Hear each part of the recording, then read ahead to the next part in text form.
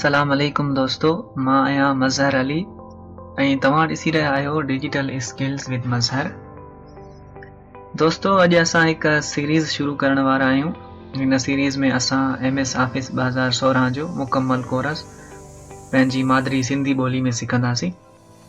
अॼु हिन पहिरें वीडियो में असां MS वर्ड 2016 जे इंटरफेस खे तफ़सील सां सम्झंदासीं, यानी प्रोग्राम जे अंदर मौजूद मुख़्तलिफ़ हिस्सनि जी सुञाणप कंदासीं। जॾहिं तव्हां MS वर्ड खोलियो था त तव्हांजे साम्हूं हिकु ख़ासि तरतीब वारो स्क्रीन ज़ाहिर थिए थो, जंहिंखे इंटरफेस चयो वेंदो आहे। हाणे अचो त उन जा अहम हिस्सा हिकु हिकु करे सम्झूं। Number 1, title bar. दोस्तों, हीउ जेको एरिया तव्हां ॾिसी रहिया आहियो स्क्रीन जे सभ खां मथे हिसे खे, हीउ जेको एरिया आहे स्क्रीन जो सभ खां मथियों हिसो, इनखे टाइटल बार चयो वेंदो आहे। हिते आमतौर ते मौजूदा फाइल जो नालो लिखियलु हूंदो आहे। मिसाल तौर, हीउ जेको डॉक्यूमेंट नंबर 1 लिखियलु आहे, इनखे हीउ फाइल जो नालो आहे। जेकॾहिं तव्हां पंहिंजी फाइल खे कंहिं नाले सां महफ़ूज़ कंदा त उहो नालो बि हिते ज़ाहिर थींदो। मिसाल तौर, तव्हां अहिड़ो पंहिंजी फाइल ते को अहिड़ो कमु कयो हिते ऐं उन कम जे मुताबिक़ तव्हां फाइल खे नालो ॾिनो ऐं सेव कयो, त सेव करण खां पोइ उहो नालो हिते ज़ाहिर थींदो। टाइटल बार ते फाइल जो नालो ज़ाहिर थींदो। टाइटल बार जे साॼे पासे 3 अहम बटण हूंदा आहिनि। हूअं त हूंदा 4 आहिनि, पर हिननि 3 खे अहम सम्झियो वेंदो आहे। मिनिमाइज़, मैक्सिमाइज़ ऐं क्लोज़। ही वरी हूंदो आहे रिबन डिस्प्ले ऑप्शंस। हिन में तव्हां रिबन खे हाइड करे सघो था, टैब्स खे हाइड करे सघो था ऐं वरी उन्हनि खे वापसि आणे सघो था। पर हीअ जेके 3 अहम ऑप्शन हूंदा आहिनि, मिनिमाइज़, मैक्सिमाइज़ ऐं क्लोज़। मिनिमाइज़ ते तव्हां हिन डॉक्यूमेंट जेको खोलियो वेठा आहियो वर्ड, इनखे मिनिमाइज़ करे सघो था। मैक्सिमाइज़ ते वरी तव्हां उन मिनिमाइज़ कयल खे मैक्सिमाइज़ करे सघो था, यानी उनजी साइज़ वॾी करे सघो था। ऐं क्लोज़ ते मुकमल बंदि करे सघो था। नंबर 2 आहे क्विक एक्सेस टूल बार। ही जेको आहे ही एरिया, हिनखे चयो वेंदो आहे क्विक एक्सेस टूल बार। ही टाइटल बार जे खाॿे पासे हिकु नंढड़ो टूल बार हूंदो आहे। टाइटल बार जे खाॿे पासे हिकु नंढड़ो टूल बार हूंदो आहे, जंहिंखे हिते कुझु अहम कमांड्स रखियल हूंदियूं आहिनि, जीअं सेव, अंडू, रीडू। इन्हनि जो फ़ाइदो इहो आहे त तव्हां बार बार इस्तेमालु थींदड़ कमांड्स खे तेज़ी सां इस्तेमालु करे सघो था। तव्हां चाहियो त हिन टूल बार में वधीक कमांड्स बि शामिल करे सघो था। हिते अची जेकॾहिं तव्हां चाहियो त हिन में न क्विक एक्सेस टूल बार में वधीक कमांड्स जेकॾहिं चाहियो शामिल करे सघो था, जीअं न्यू वारो, ओपन, ईमेल, क्विक प्रिंट। हितां जेकॾहिं तव्हांखे कम में घणो जेको बि ऑप्शन इस्तेमालु थिए थो, कम में शामिल थिए थो। मिसाल, तव्हां कमु कयो था ऐं उन कम जे मुताबिक़ तव्हांखे हितां अहिड़ो ऑप्शन आहे जेको तव्हांखे लाज़मी हर इस्तेमालु करणो थो पए, त तव्हां उहो हिते कस्टमाइज़ करे आणे सघो था। नंबर 3 आहे रिबन। टाइटल बार जे हेठां हिकु वॾो हिसो हूंदो आहे, जंहिंखे रिबन चयो वेंदो आहे। हीउ जेको टाइटल बार जे हेठां ॾिसो पिया, हिनखे रिबन चयो वेंदो आहे। रिबन असल में MS वर्ड जो सभ खां अहम हिसो हूंदो आहे, छो त तक़रीबन सभई टूल्स हिते मौजूदु हूंदा आहिनि। रिबन अंदर मुख़्तलिफ़ टैब्स मौजूदु हूंदा आहिनि। मिसाल तौर, home, insert, design, layout, references, mailings, review, view. हर टैब अंदर मुख़्तलिफ़ ग्रुप्स ऐं कमांड्स मौजूदु हूंदा आहिनि।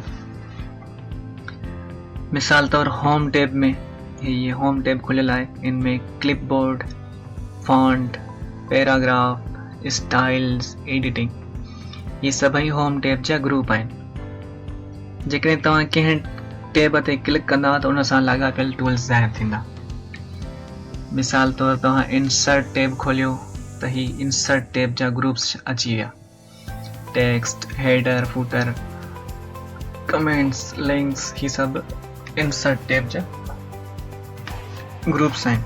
ईअं डिज़ाइन टैब खोलींदो, डिज़ाइन टैब जा ग्रुप्स अची वेंदा। लेआउट खोलींदो, लेआउट जा रेफरेंस खोलींदो, रेफरेंसिस जा मेलिंग्स, रिव्यू, व्यू, ये सब टैब्स आहिनि ऐं इन्हनि जो ग्रुप्स अलॻि अलॻि हेठि जहिड़ो टैब खोलींदो उहे अची वेंदा। Number 4 document area. रिबन जे हेठां वॾो अछो हिसो नज़र ईंदो आहे जंहिंखे डॉक्यूमेंट एरिया चयो वेंदो आहे। हीउ जेको तव्हां सॼो एरिया ॾिसो पिया हिन खे डॉक्यूमेंट एरिया चयो वेंदो आहे। हीअ असल जॻह आहे जिते असां पंहिंजो मतन लिखंदासीं, एडिटिंग कंदासीं ऐं मुख़्तलिफ़ क़िस्म जा दस्तावेज़ तयारु कंदासीं। मिसाल तौरु ख़त, रिपोर्ट, CV या रेज़्यूमे, असाइनमेंट। हिन सॼे हिन अच्छे एरिया में, वाइट एरिया में थींदो आहे, यानी डॉक्यूमेंट एरिया में ये सभु कम थींदा। Number 5 ruler. डॉक्यूमेंट एरिया जे मथां, ये ॾिसो ये डॉक्यूमेंट एरिया आहे, इन जे मथां ऐं खाॿे पासे रूलर नज़र ईंदो आहे। हीअ मथे ऐं ॿियो खाॿे पासे, हीअ जेको अची रहियो आहे हिनखे रूलर चयो वेंदो आहे। रूलर जो कमु आहे टेक्स्ट जे अलाइनमेंट खे कंट्रोल करणु, मार्जिन्स खे तरतीब ॾियणु ऐं पैराग्राफ आइडेंटिटेशन खे सेट करणु। हीअ ख़ासि तौर ते डॉक्यूमेंट फॉर्मेटिंग में तमामु अहम हूंदो आहे। नंबर 6 आहे स्क्रॉल बार। हीअ जेको तव्हां ॾिसी रहिया आहियो डॉक्यूमेंट जे साॼे पासे, हिनखे स्क्रॉल बार चवंदा आहिनि। इन जी मदद सां तव्हां डिघी दस्तावेज़ खे मथे या हेठि आसानी सां ॾिसी सघो था।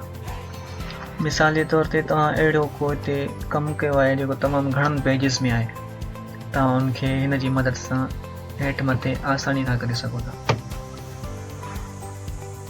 नंबर 7 आहे स्टेटस बार। स्क्रीन जे सभ खां हेठिएं हिसे खे स्टेटस बार चयो वेंदो आहे। हीअ ॾिसो जेको स्क्रीन जो सभ खां हेठियों हिसो आहे न, इनखे स्टेटस बार चयो वेंदो आहे। हिते कुझु अहम मालूमात ॾेखारी वेंदी आहे, जीअं पेज नंबर। हीअ ॾिसो हिते जेतिरा बि तव्हां पेज जनरेट कंदो, यानी जेका बि तव्हां अहिड़ो कमु जेको कमु कंदो, जेतिरा पेज तव्हांजा ठहंदा वेंदा उहे हिते पेज नंबर शो थींदो वेंदो। वर्ड काउंट, जेतिरा बि वर्ड शामिल थींदा तव्हांजे कम में उहे वर्ड भी हिते काउंट थींदा वेंदा। लैंग्वेज, ॿोली मटाए सघो था, कहिड़ी ॿोली इस्तेमालु जेका करणु चाहियो उहा करे सघो था। ज़ूम लेवल, जेको बि तव्हां हिते डॉक्यूमेंट लिखो था उन जी अखरनि जी साइज़ खे तव्हां वधीक ज़ूम करे सघो था। मिसाल जे तौर ते RAND Shift 9 Shift 0 enter press. मिसाल जे तौर ते हीअ डॉक्यूमेंट हिते जनरेट थी वियो आहे। हाणे हिन जी साइज़ तव्हां वधाइणु चाहियो था अखरनि जी, त तव्हां हिनखे ईअं प्लस कंदो ऐं हिन जी साइज़ वॾी थींदी वेंदी, माइनस कंदो त हुन जी साइज़ घटिजंदी वेंदी।